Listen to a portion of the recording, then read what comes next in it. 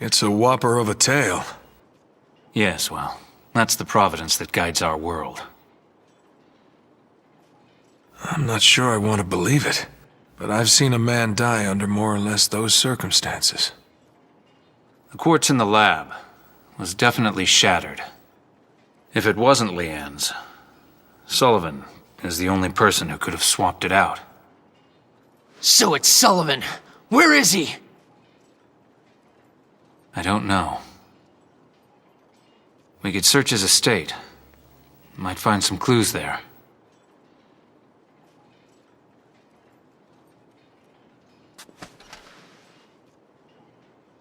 We could pretend we never heard this.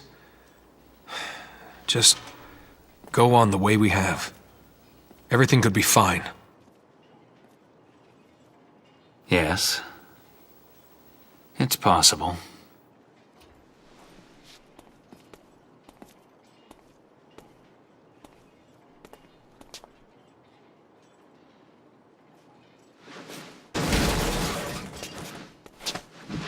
This is her life!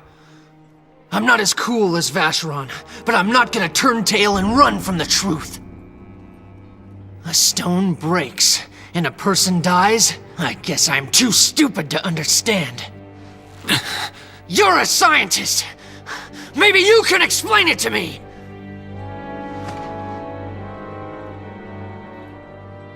There is no reason she should have to die.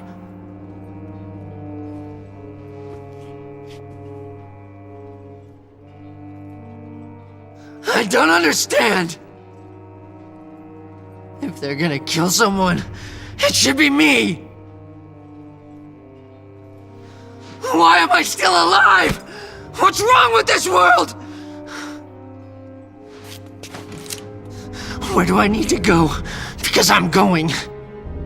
And I'm bringing Leanne with me. And if you don't like it, I'll bash your head in right now! Oh, that's that. Guess a little charity work will build character.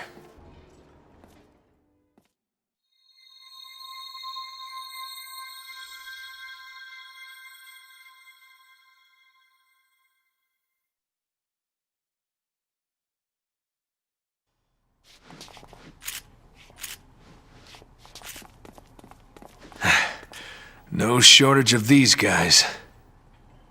Let's do it.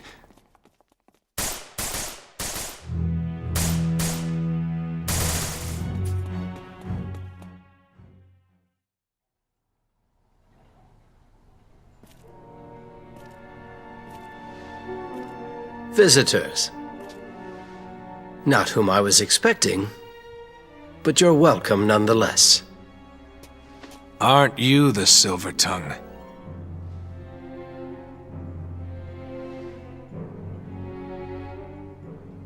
Our 20th experiment. You're here for Leanne's quartz, I take it? Bastard. What do you mean, my quartz? Oh, I see. They didn't tell you, did they? My name is Sullivan. I was in charge of the laboratory Eurus used to carry out his experiments. Experiments that, in my opinion, were quite invaluable. We mapped the quartz of 20 newborns and programmed one to die each year. For 19 years, it went according to plan. But on the 20th, we encountered a glitch. I'm sure you've guessed by now. Your quartz is in my possession.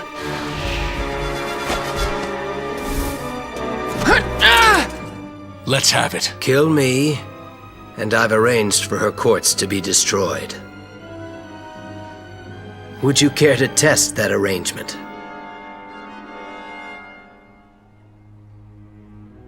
This has been a most enlightening conversation. I finally found you. What? Cardinal Rowen? It's been far too long, old friend. Tell me something. The last of our experiments is standing right here before you. How do you explain that? I assure you, the experiments were a success. Her continued existence is rather unexpected. So there are forces that defy your calculation. Is that what I'm hearing? I'm afraid so. Yes. I wish I knew what to believe. Do I trust the reason you so often spoke of? Or do I trust these forces that defy calculation? Miracles. Miracles are a part of the system. I believe that.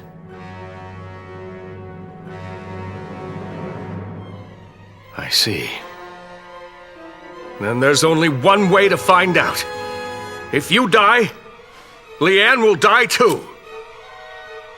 Now, let us see if these miracles really do exist.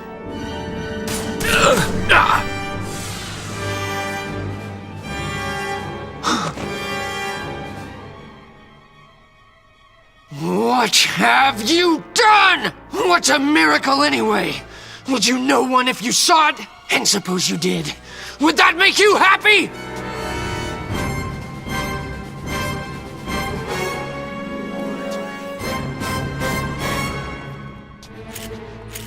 You may be a cardinal, but it won't save you. You'll die screaming!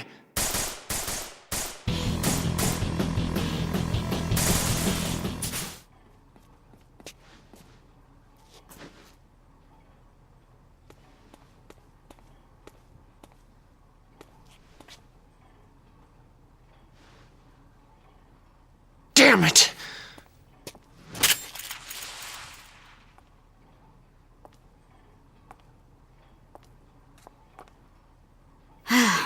Well, that explains it.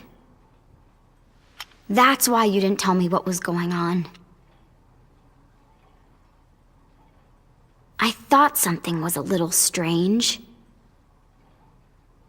How could you do that to me? You should both be ashamed. Please, don't keep anything else from me.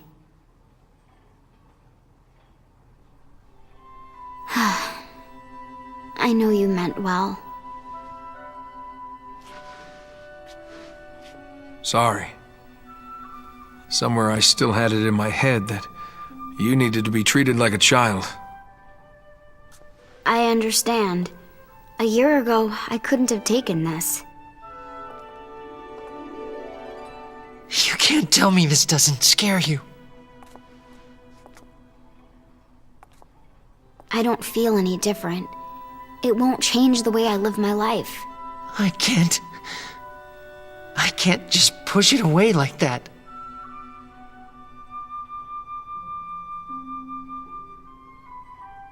You changed the way I live. You and Vacheron.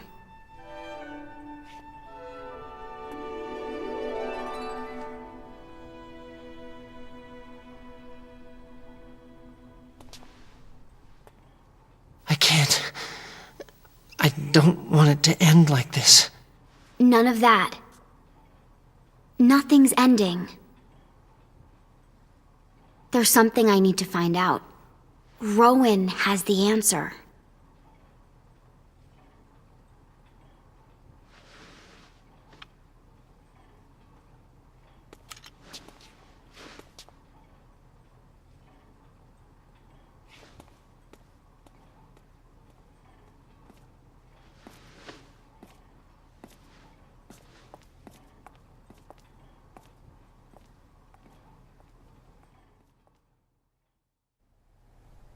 Zenith.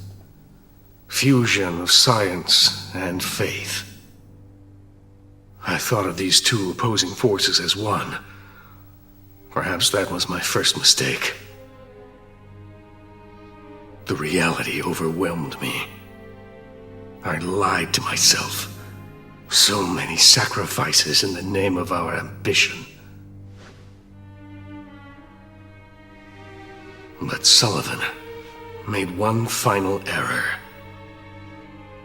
He forced me to see the reason you died, and with it, the truth behind Zenith.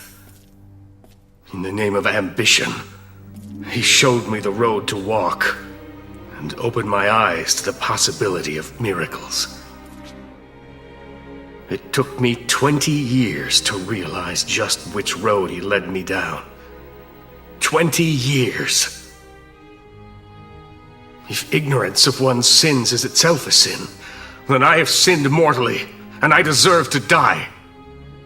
Now I've set aside ambition for the sake of the people, and chosen to shoulder the burden of my errors. I must have them come at me with everything they have. Then I can do everything in my power to destroy them. If the miracle of immortality exists, then that's one more miracle I can believe in. And I will die content. But it's something I dare not let myself believe. I have no right to hold you in my arms ever again. Why? Why should I alone be afforded such happiness? Tell me how I might atone to those 20 children, to all who have suffered. Whether I live or whether I die, I will never know happiness. Never! There can be no turning back!